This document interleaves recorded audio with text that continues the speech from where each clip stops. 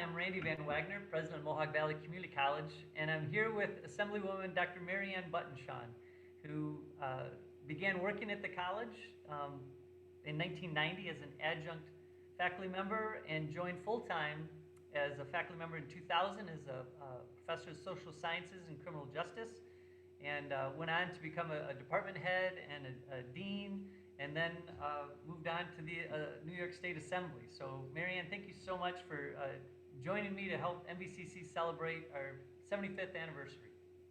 Thank you, President Van Wagner, and congratulations on the 75 years.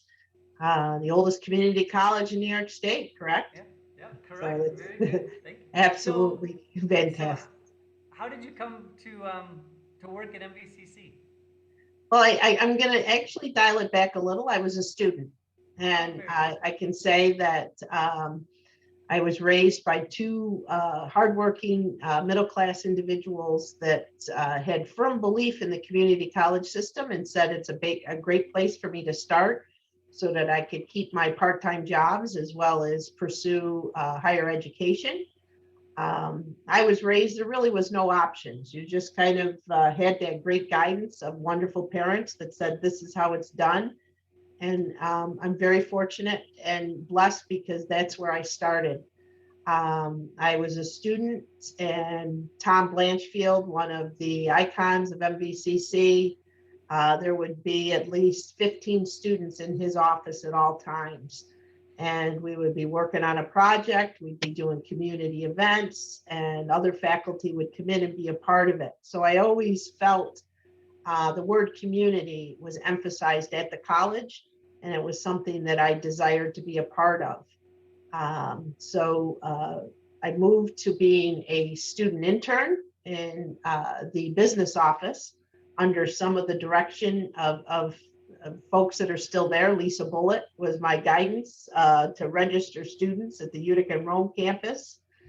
And there was the opportunity in breaks where she would ensure that we supported the local economy with various restaurants to keep it as shall we say, basic as possible. But her guidance was not only in the college, but ensuring that I supported the local economies and businesses, restaurants / bars. So it was a definite outstanding opportunity that I can say that Lisa, Bev Hertline, so many other individuals, Mike Ferris, provided that foundation. I continued on with my educational career and then returned to Mohawk Valley Community College as an adjunct faculty member.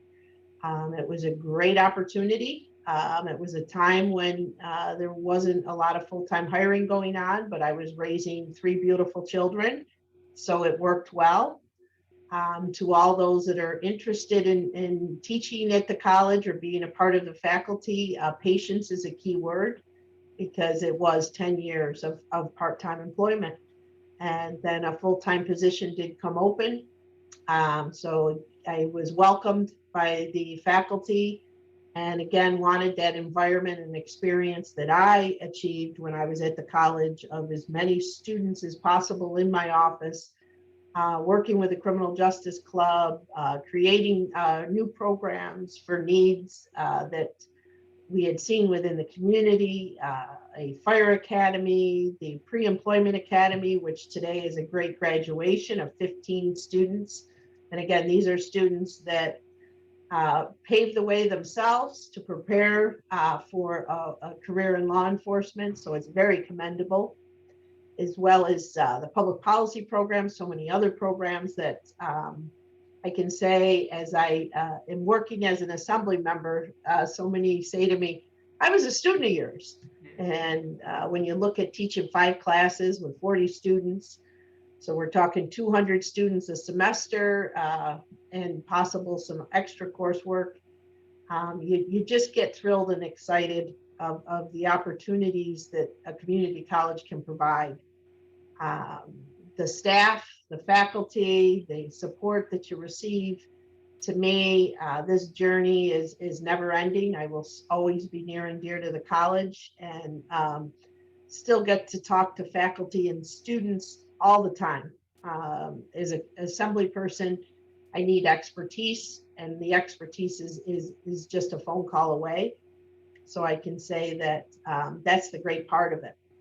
I think the innovative thinking that comes out of a community college of how do we persevere as we look at the last year with COVID and what new programs could come forward and what can we do different. Um, we were teaching online prior to COVID, so a lot of the wrinkles were able to be smoothed out when we had to transition into that. So I can say that that work is something that's always exciting. I look at the importance, I think, with your second question in regards to why I came to MV and why I returned is quite unique. Probably some of the best highlights of stories that I've had was students that graduated from MV, continued with their careers and came back to work. Mm. I used to get to partner with the League of Women Voters and do a voter registration. And the students just working with these women to me was always so thrilling. We did our career day, as you know, very familiar, and brought in kindergarten, first grade, and second grade, and some kind of thought that was maybe odd for a career. And when asked, why are you bringing these young children? And I said the pre-K program wasn't available. So, it just looks at the engagement that the college has with such early on programs, whether it's non-credit or credit. I can just say that it was so exciting to work with our faculty, staff, to create these programs after the community had reached out and said, hey, this is what we need. I was able to work with the hospitality for some time. So throughout my career, there's been so many areas and excitement within throughout the college. I think that the college, if anything, has created the importance that I can carry on within the assembly is everybody is valuable. And there's not a day that you're not a lifelong learner. And you probably got to stick with that at all times with a little humility, because with that aspect that I've seen with the folks that I worked with at the college, it blends very well with the state assembly. There's 150 of us in the assembly. Each one of us has a different passion. I have the great opportunity of serving on the higher ed and education committees. So as we look at the various bills that are coming forward, and I can bring that different perspective with my career at the college. So again, I am grateful for the opportunity that I had with Mohawk Valley Community College, and will continue to be that lifelong learner because of what started in Tom Blanchfield's office a few years ago, and then continued on in my office. That I can say that I'm sure I drove some folks a little crazy with my ideas, and still do, but I can say that if you have your heart in your community and you're true to yourself and you do not only talk but do the walk, then only great things can happen. That's great. Those stories of both your parents and, as you said, no option but to succeed, and then the picture you painted of Tom Blanchfield's office. So often at the college, over 75 years, we've had several faculty move from faculty to administration. Several who have contemplated it but did not, because they were always concerned of getting away from the students. And to have had the good fortune to work with you as a dean, to see you in that role, you never let that go. And I go back to your parents of how you worked with students, even though you were a dean over the largest division at the college, academic division at the college, with more students than any other. You knew so many students by name, and and held their hand to reassure them that they were going to succeed, whether they knew it or not.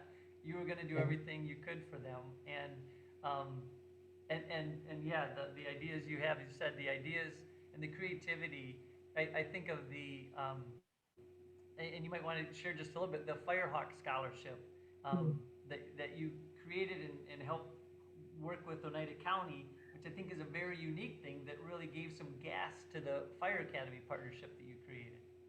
And I can say that, yeah, that was a great collaboration with the county that looked at the understanding of volunteer fire personnel transferring into possible career or staying.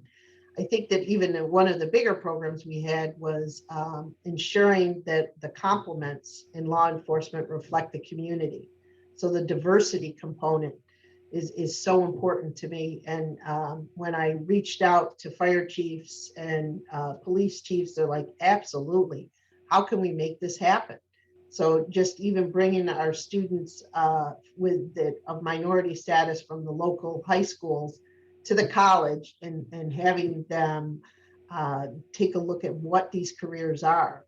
And then to see them as they're sworn in through the various academies to say, you know, we're doing it. And there's nothing better than to have a community that can reflect who they represent.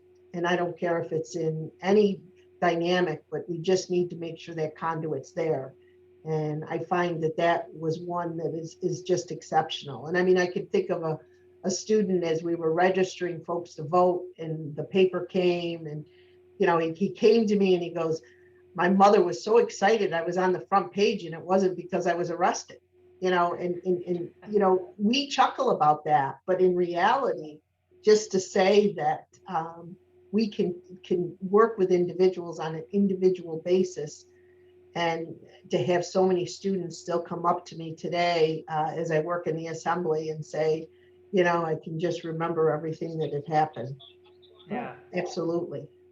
And when we would go to Albany for advocating each year for the college, to several of the staff would talk about their work with you when they were students at the college. So Yes, well, those were great trips. They still tell me about, you know, as we came out here and as I sit in my office and think, wow, you know, this is it. very good. Well, Assemblywoman Buttenschon, thank you so much for helping MVCC celebrate our 75th anniversary. Thank you and all the best. And I look forward to continuing to work with you and everyone at the college. Likewise, thank you. Bye-bye.